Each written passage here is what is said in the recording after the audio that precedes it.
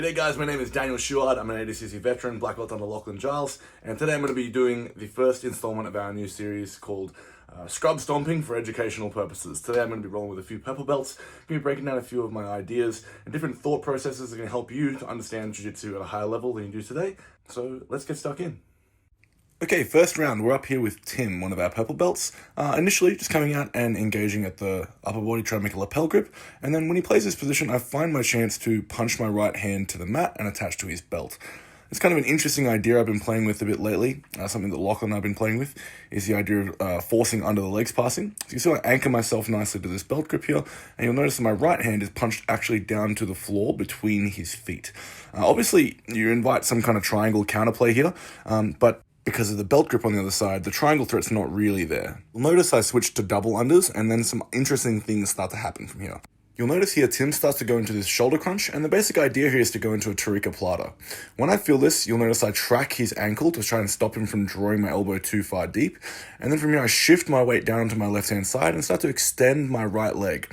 So although my arm is getting pulled into a bit of a precarious position here, because my hand's tucked behind his ankle, there's no real triangle threat, and also the option to go into a Tariqa Plata is not really there. So you see he forces himself back to this high step up position here. This allows me to start to try and build through and expose his back. From here I step on the ankle, and in this position there's an interesting battle here. I try to wedge my knee across his chest, and he does a really nice job of stopping me from here.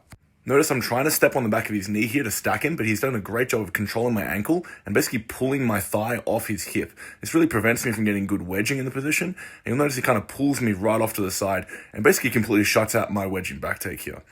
Now, what happens next is pretty cool. So he starts to build up, and you'll notice I slip my knee right under his armpit. Once I win that wedge under the upper body, now what I'm thinking about doing is capturing the armpit. And from here, with this armpit trap, I'm able to step onto the floor. This allows me to rotate him through and allows me to capture the far arm. Essentially, I have a crucifix here, and this allows me to stabilize the position. Now, he's done a good job of escaping his arm off my bottom hook.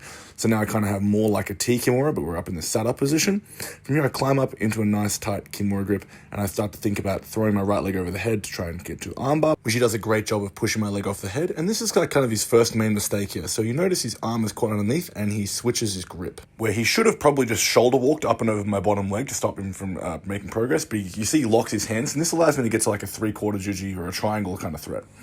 And from here now, he's got a really big problem, because when your head and shoulders are trapped together for a juji like this, the escapes are not straightforward, especially in gi when there's a lot of grip.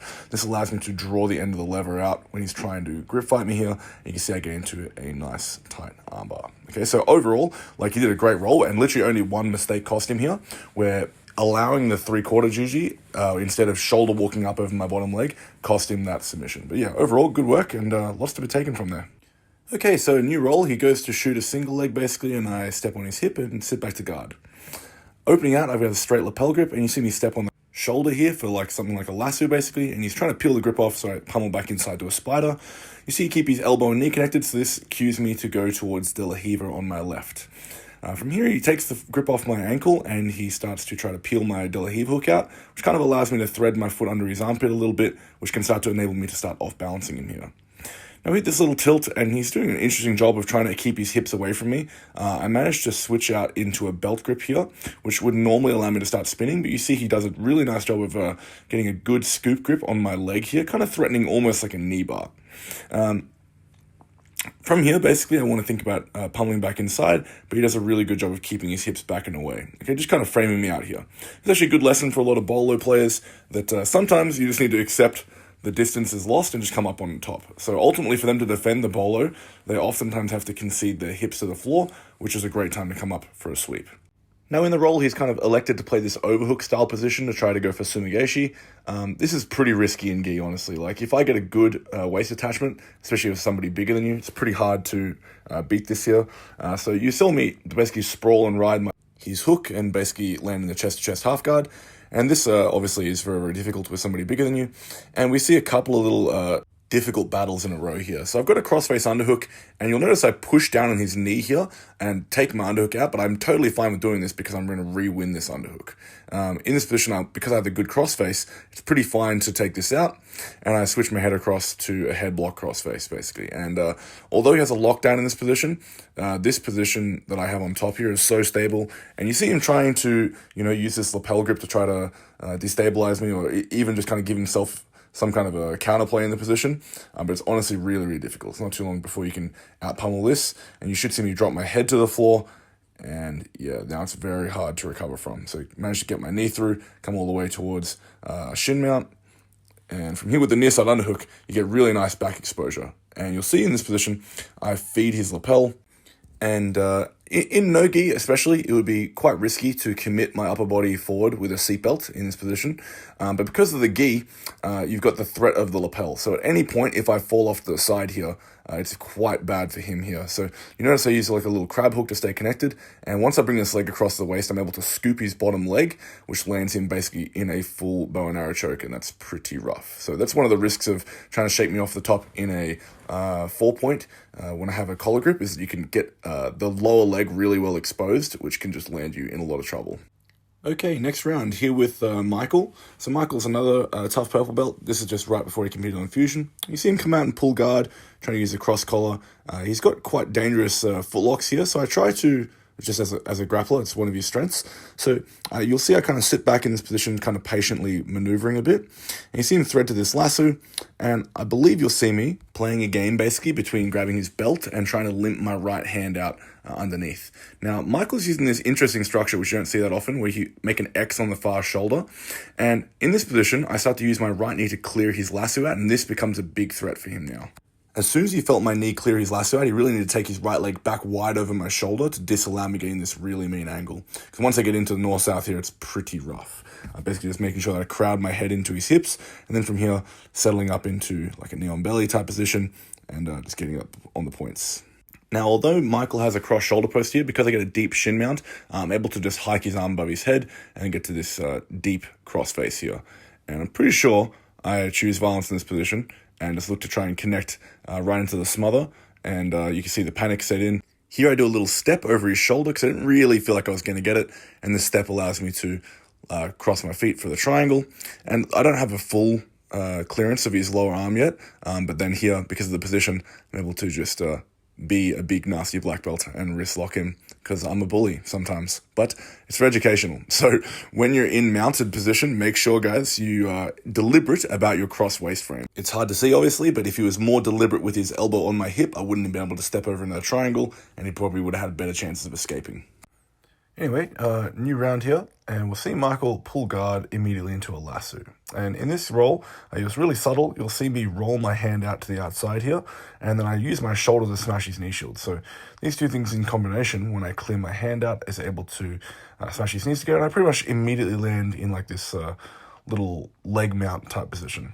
This enables me to start to incrementally climb up the body and settle in, get to my points.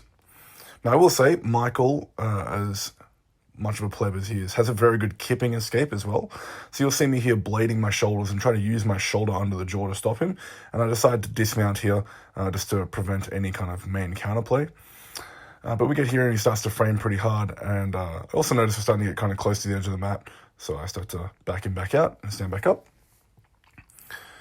And again, working in our standing position. And he kind of does a similar thing where he manages to win the sleeve grip. And he sits to guard, steps on the hips, throws the lasso. And now in this position, a few interesting ideas. I'm trying to threaten again to loop my hand out and or grab the belt. And in this position, I managed to get that same belt grip I had in the previous move when he did this weird shoulder X position here. And because of that, I'm able to put a bit of pressure on him over time. This allows me to stack his hips and get him out of position. So if your lasso fails in that shoulder X position, you're going to have a very hard time if I'm able to attach to the belt. Needless to say, working out of a top side control now. Running a few different ideas here, kind of circling through a few things. Michael trying to play like a very patient game here. Playing a game between like playing the Kimura grip. You saw him turn his back flat to stop out my Kimura attack, which is a good defensive idea.